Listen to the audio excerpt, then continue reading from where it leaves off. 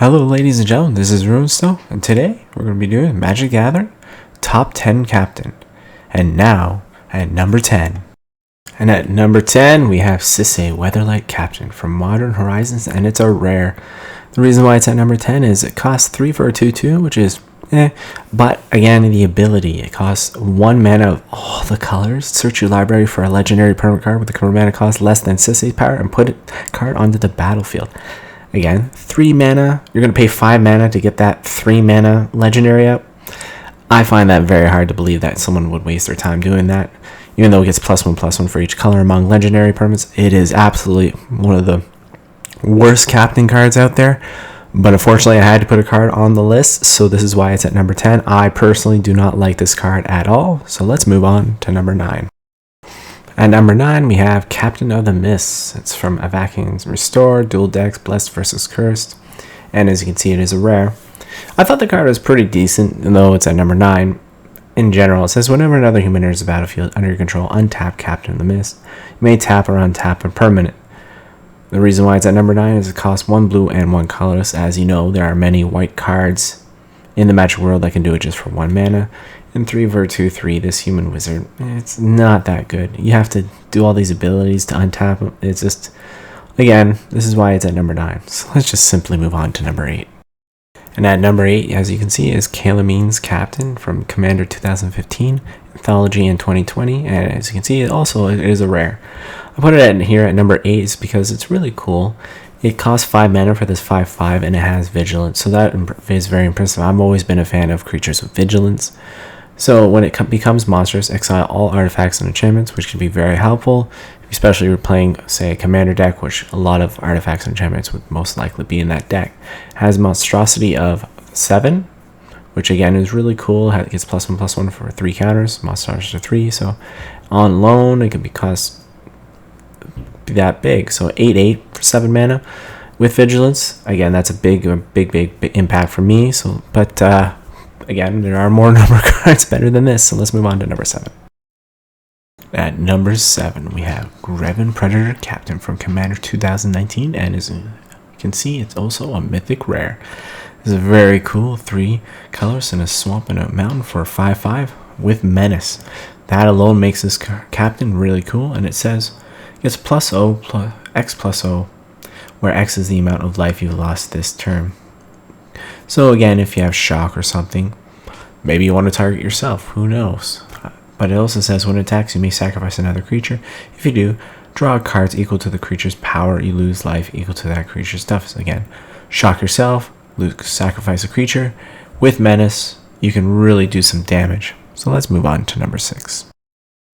At number 6, we have Diregraph Captain from Dark Ascension or the Duel decks, and it's an uncommon.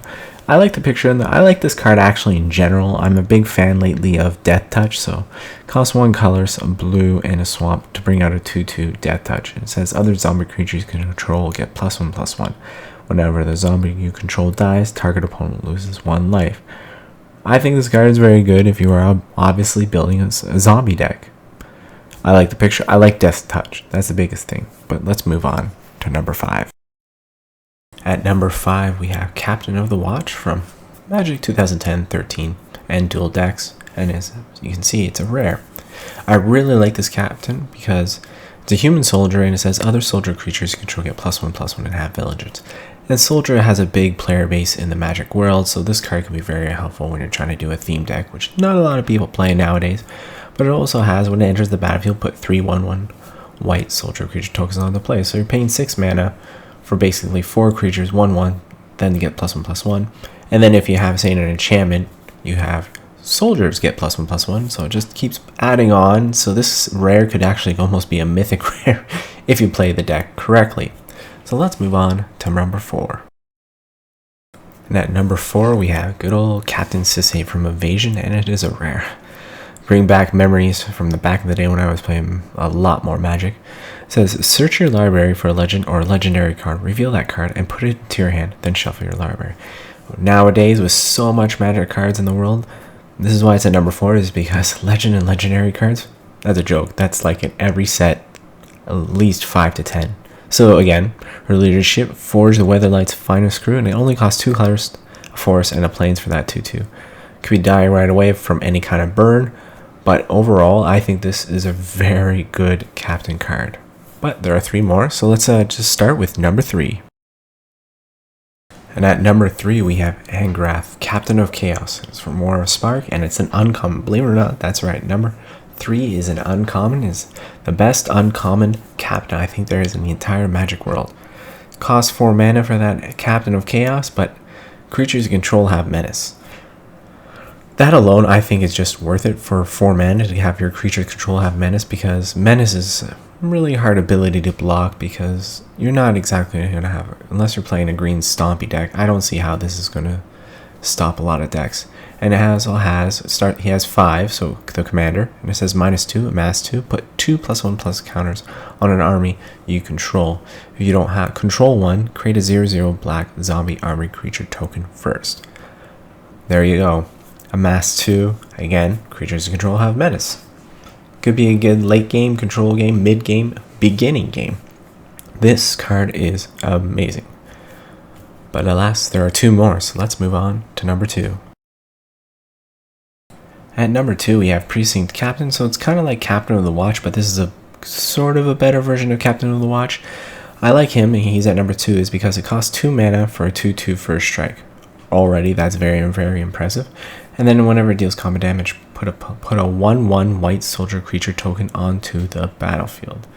So again, if you have any enchantment or anything that pumps up a specific thing, or soldiers or creatures, this can be quite annoying quite fast. And he's from, as you can see, from Return to the Ravnica dual decks, and as you can see as well, it is a rare. This Precinct Captain is a very impressive picture by Steve Prescott. So let's move on to the number 1 card. And at number 1, out of all the captains in the Magic world, this is my favorite and best captain in the world. It is Emberwilde Captain from Commander Legends, and it's a rare. Costs 4 mana for that 4/2. The saying goes, you are bold, challenger, but flammable. It says, when it enters the battlefield, you become the monarch. Whenever an opponent attacks you while you are the monarch, captain deals damage to that player equal to the number of cards in their hand. So there's so many combos you can use with this card, even if he has 2 cards in his hand. If he attacks you, that's 2 damage he's taking. 1/1. Like, I don't have to do the math, but that is just the way the card works. I think this is why it's not number 1, and it's pure red. So that is actually the best of the top 10 captains. So I hope you enjoyed this video, and there's more on this channel. So if you do, just watch more and hit that subscribe button. Thank you, and have a wonderful day.